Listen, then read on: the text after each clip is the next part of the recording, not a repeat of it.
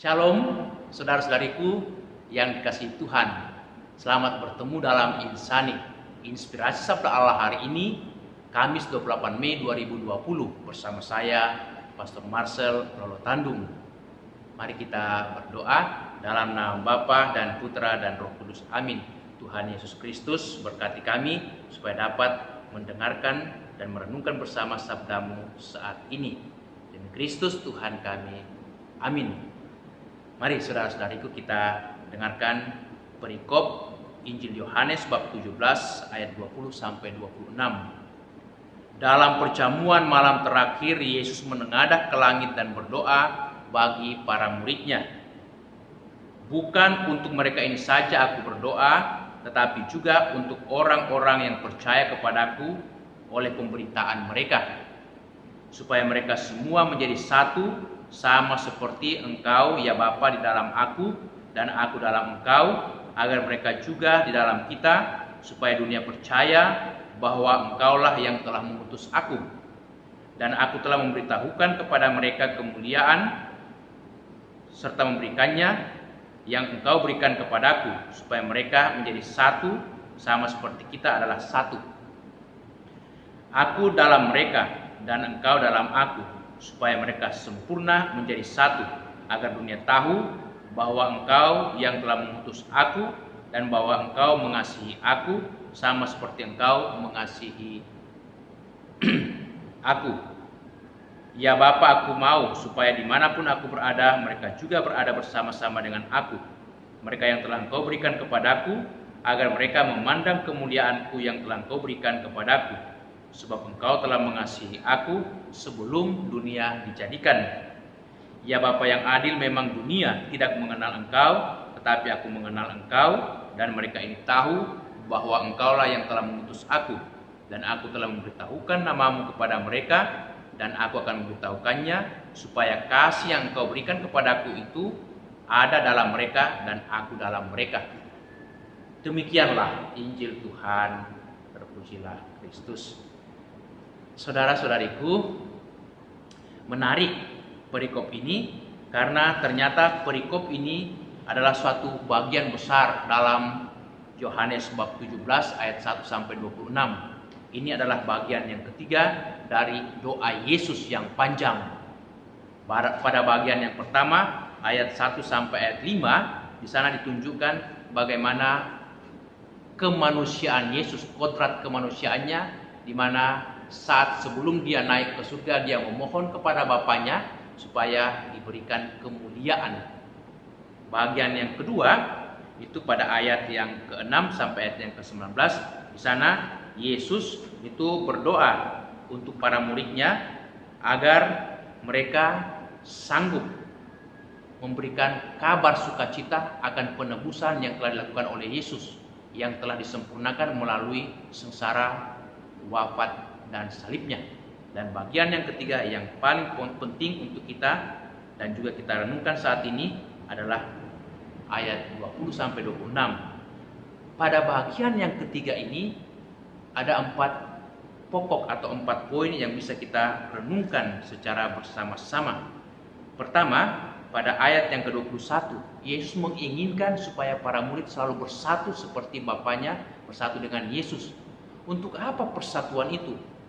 Ini ciri khas murid-murid Yesus. Yesus menginginkan persatuan. Sebagaimana Yesus bersatu dengan Bapanya, para murid juga harus bersatu dengan semua saudaranya, supaya pewartaan menjadi lebih efektif, menjadi berdaya guna, dan bahkan menghasilkan buah-buah, menghasilkan suatu buah yang berlimpah. Karena ada persatuan, ada kebersamaan, sebagaimana jemaat-jemaat perdana menunjukkan kesatuan mereka dalam suka dan duka. Mereka selalu berkumpul bersama, berdoa bersama, mendengarkan sabda bersama, bahkan juga makan bersuka cita bersama, dan juga mereka saling bantu, saling tolong. Ini sangat relevan untuk situasi kita saat ini. Ketika dunia dilanda pandemi virus corona, banyak masalah yang muncul akibat pandemi ini. Masalah politik, masalah pendidikan, masalah ekonomi, masalah sosial, masalah budaya, masalah macam-macam, kesehatan. Nah, kita dipanggil untuk saling menguatkan, saling bersatu supaya kita semakin mewujudkan kasih Tuhan yang hadir nyata dalam kehidupan kita. Itu yang pertama. Kedua, pada ayat yang ke 23, Yesus menginginkan supaya semua orang, terlebih para murid, itu dengan tegas mengakui Yesus sebagai utusan Bapa, sebagai Sang Mesias yang diberikan kuasa untuk menebus dan untuk juga membimbing dan juga menghakimi dunia. Nah, kalau kita percaya Yesus adalah Mesias kita, penyelamat kita, maka kita tidak lagi cemas akan kehidupan kita saat ini dan masa yang akan datang, karena ada yang menjamin kehidupan kita, ada yang menemani kita, ada yang menolong kita, Sang Mesias. Memang Mesias ini datang untuk melayani, bukan untuk melayani, dan untuk itulah kita dipanggil untuk saling melayani. Tapi dalam pelayanan kita harus sadar bahwa kalau kita percaya pada Yesus Sang Mesias, banyak kesulitan, tantangan, cobaan, dan godaan.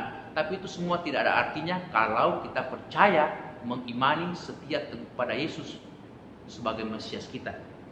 Yang ketiga, pada ayat yang ke-24, Yesus menginginkan, dia mengatakan, "Ya Bapa, aku mau supaya dimanapun aku berada, mereka juga berada bersama-sama dengan aku."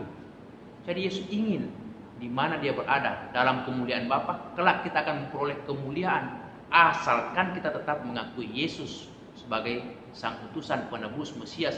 Kita tetap hidup dalam persatuan. Itu yang diinginkan Yesus, supaya kita boleh juga mengalami kemuliaannya, mengalami kesempurnaannya. Dan yang keempat, pada bagian terakhir ayat 26, Yesus menginginkan supaya kita hidup dalam kasih yang sempurna, seperti kasih Bapa kepada Yesus, Yesus kepada Bapanya, saling menolong, saling memperhatikan. Itu yang paling utama.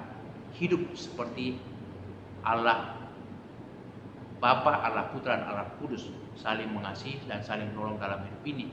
Tidak ada yang lebih daripada itu yang menjadi hal pokok dalam kehidupan kita, kecuali kalau kita hidup memberikan kesaksian tentang kasih sempurna Yesus yang datang untuk memberi, untuk melayani, bukan untuk melayani. Itulah panggilan utama kita.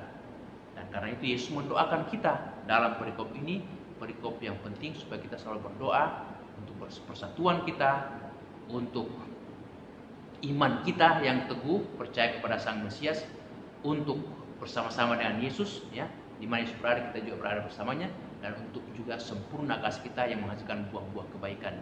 Amin. Mari kita berdoa. Tuhan Yesus, kami bersyukur Engkau selalu mendoakan kami di dalam kemuliaan-Mu. Engkau tidak meninggalkan kami, bahkan Engkau mengharapkan supaya kelak kami ada bersama dengan Engkau dalam kemuliaan-Mu. Semoga Engkau membimbing, menyertai kami dalam hidup setiap hari. Amin. Semoga saudaraku sekalian diberkati Allah yang Maha Kuasa, dalam nama Bapa, Putra, dan Roh Kudus. Amin.